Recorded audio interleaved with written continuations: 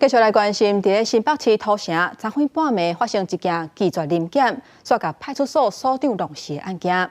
土城清水派出所姓刘的所长，昨昏暗时执行勤务，伊发现有一架轿车违规停伫路边，抓去甲临检。因为发现车底哪像有毒品，就随叫一个查某驾驶落车，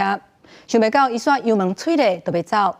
为着要互这个姓刘的所长放手，伊竟然跳工去弄护栏。这个所长是弄一个真厉害，就尾手不幸殉职。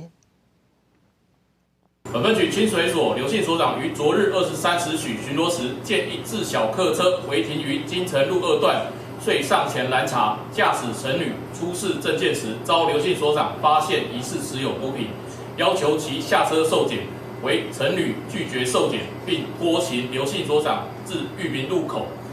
冲撞护栏，造成重创，刘姓所长送医抢救后不幸身亡。警察局立即成立专案小组，并持拘票，在今日1时许将陈姓犯嫌查缉到案。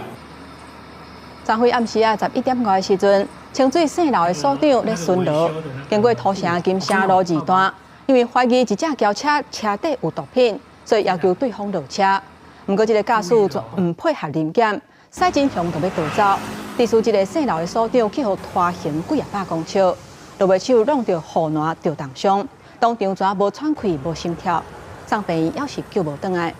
土城警方调监视去找人，目前已经把这个驾驶抓起来，专案向杀人罪来侦办。因若这代志发生了后，新北市市长侯友宜甲警察局长等人有去阿东病院慰问家属，也保证讲会以因公殉职来复述。因若土城警分局除了协助家属，嘛会替因争取上济抚恤金。